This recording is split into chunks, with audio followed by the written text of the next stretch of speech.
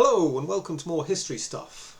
So in this video I want to expand a bit on the Laskarid dynasty, the dynasty of emperors who in the 13th century did more than anyone to restore the Eastern Empire, the Roman Empire or Byzantine Empire as it's often called, after this cataclysmic event in 1204 when the army of the Fourth Crusade sacked Constantinople, the capital of the empire.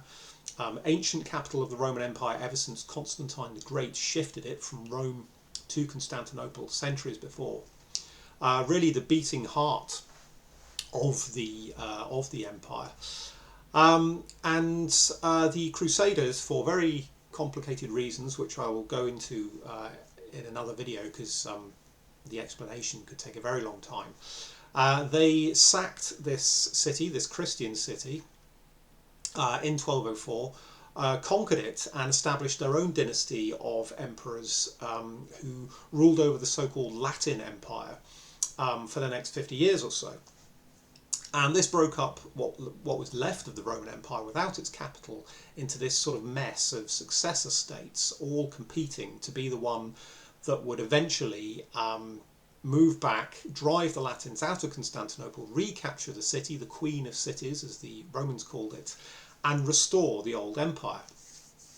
And I want to talk about the Laskarid emperors of the state of Nicaea, which is now comprises Western Turkey, or Anatolia as it was called back then, because they would emerge as the most powerful and successful of these fragmented Roman states and would do more than anyone to bring about the restoration of Constantinople later in the century.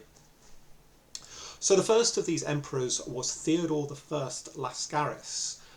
He started out his career as an imperial bodyguard to Alexios III, who was the emperor who managed to lose Constantinople, again for very convoluted reasons that I will go into elsewhere.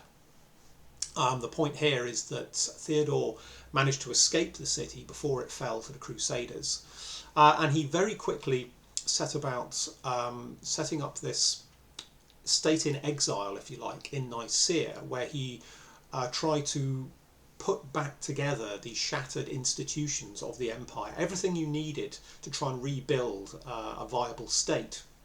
So that meant collecting together all the surviving generals, officers, administrators, churchmen, and trying to piece back together this imperial administration that had been completely broken up by this terrible event in 1204 when the empire lost its capital. Theodore also had to, while he was trying to sort of restore this broken state, he also had to hold off the Crusaders, who were not happy with simply taking Constantinople. They wanted to conquer what was left of the rest of the empire, and very quickly started sending soldiers over the Bosphorus to invade Nicaea in the west. But Theodore also had to cope with the Turks to the east, particularly the Seljuk Sultanate of Rum, the Seljuk Turks, predecessors to the Ottomans. And the Sultanate of Rum comprised much of what is now central Turkey. So Theodore had these two threats either side to deal with, while at the same time having to deal with very limited resources. And through, certainly in the early stages, through his sort of sheer personal charisma and willpower, try and stitch things back together. I've got some notes here which I'll read off because I'm not going to pretend that I know all this from memory. A Roman chronicler who admired Theodore, named Cognates, said this of him in 1206, only a couple of years later: "You journey around the eastern cities, converse with their inhabitants, and make them realise the horrible things they will suffer if they do not speedily obey you." So this paints a vivid picture of Theodore racing around this part of the empire in Western Anatolia, basically warning or even threatening the Roman cities there, Roman citizens, that if they do not join him and help him mount this resistance, the Crusaders will soon come into Nicaea, conquer their cities as well, and either kill them or enslave them and their families, and that'll be the end of the empire. It will just be another Latin state ruled by Westerners. Theodore himself, in 1208, in one of his speeches, although it might have been ghostwritten, he describes his difficulties. "You all know my travails, my sleepless nights, my moves from one region to another, the traps and evil designs by some people, my frequent journeys to the neighbouring peoples and the help I got from there." So here he describes this very sort of vivid situation in which he's riding about, pushing himself physically to the limit, sleepless nights, trying to drum up support from anywhere he can get it, and also admitting that he went to the neighbouring peoples for assistance. And what he meant by that is that he went to the Turks, he went to the Seljuk Turks, who were more often than not the sort of traditional enemies of the empire. And he allied with the Seljuk Sultan because he needed allies, and he was not really in a position to be choosy. And the Turks agree, luckily for Theodore, and together they are able to repulse an initial invasion when the Crusaders send an army of knights over the Bosphorus to invade Nicaea. Theodore and his Turkish allies are able to beat them back again. But this is only the start, really. Theodore has to fight a very bitter war against the Crusaders, and things don't always go his way, which is not surprising really, because he's outnumbered. His resources, such as they are pretty scattered and limited. He's got to scrape together some kind of army from whatever fighting men are still available, and he suffers some quite bad defeats, which again we shouldn't really sort of be surprised at, because he's up against a much superior, better organised, better resourced force. The Crusaders will have mailed knights, men-at-arms, crossbowmen, lots of money pouring in from the west, whilst poor old Theodore has got to make do with what he's got. And after a few years, he's actually been driven back. He's lost a great big chunk of western Nicaea, and he's driven back into the interior, and he has to very quickly throw up a chain of castles, of fortresses, to act as a sort of a bit of a kind of Hadrian's Wall, if you like, to keep the Westerners out, while he desperately regroups what's left of his army behind this very rapidly thrown up line of forts. And so some of these, the remains of some of these fortresses still exist, and they have inscriptions on them saying that Theodore built them, and describing him as a great builder of castles and a sort of defender of Roman territory. And he does manage to hold out despite the intense pressure from the west. But then, just to add to his difficulties, in about 1211 he falls out with his Turkish ally, the Seljuk Sultan, and they end up fighting each other, and Theodore has to fight a battle at a place called Antioch on the Meander. The Meander is a river that cuts through the eastern border of Nicaea, and there were these constant border skirmishes between the Romans and the Turks for who had control of it. Lots of forts built on either side. And Theodore and his rival, the Sultan, fight this battle, which is very bloody, and it finishes in this very sort of famous dramatic incident in which Theodore and the Sultan actually engage in single combat, which is not, not very common in these medieval battles. The commanders tended not to sort of go head to head.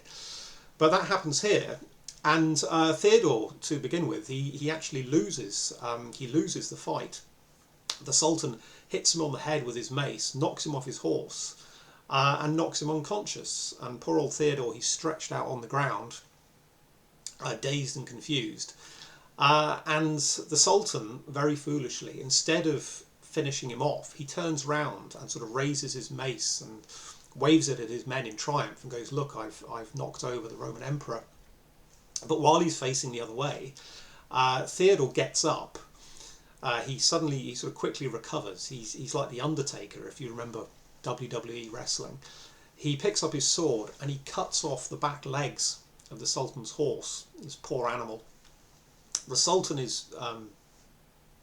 he tumbles to the ground, and either Theodore or one of his bodyguards, they hack the Sultan's head off while he's lying on the ground, mount it on a spear, and hold it up. So things have turned very quickly, within seconds. 1 minute Theodore's down, now the Sultan's down, and he's not getting back up again. And when the Turks see their Sultan's head mounted on a spear, they give way to panic, they turn around and flee, and Theodore, from the sort of jaws of defeat, has won the battle. which is a very important victory, because if he had lost, he might not have recovered. And he's constantly hovering on the verge of sort of extinction here. He's one defeat away from complete disaster. And if he had lost, and if he had been defeated and killed, it's not very likely that the Roman Empire would ever have recovered, because the other successor states aren't terribly successful. It is really Nicaea that is the heartland of resistance to the Crusaders. But Theodore does win, very luckily perhaps, but it doesn't matter, he's won the battle.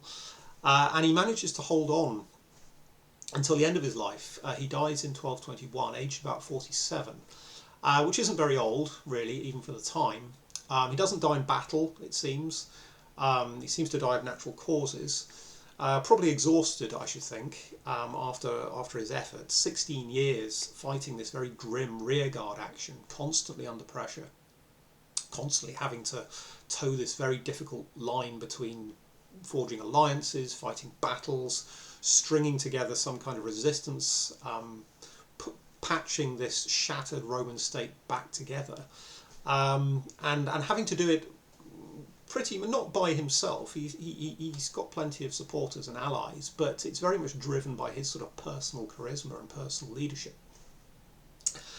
But he dies of natural causes, having really been, in the circumstances, been very successful. It's a very brave, heroic effort, and I think, in my opinion, could be compared to someone like Robert the Bruce, who in the early part of his career had to fight a very grim battle to drive the English out of Scotland, and to begin with doesn't do very well. We tend to remember the Battle of Bannockburn and what followed, but in the first few years Bruce really struggles because he's up against it. And the same can be said for Theodore. This is quite a similar kind of rearguard action. But he survives, he holds on to what's left of his territory in Nicaea, and he's followed by a man named John Vatatzes, who I wish to talk about in the next video. Now, Vatatzes was a remarkable figure, even more remarkable than Theodore. You could say perhaps that he's the kind of superior sequel to what is already a very good original. So there we go. That's my brief overview of the life and career of Theodore I Laskaris. I hope you enjoyed that. If you have any questions and comments, please put them below, and like and subscribe the video as well if you wish to. I keep forgetting to say that, but I'm supposed to say that, so I've done it. Okay, thank you. See you next time.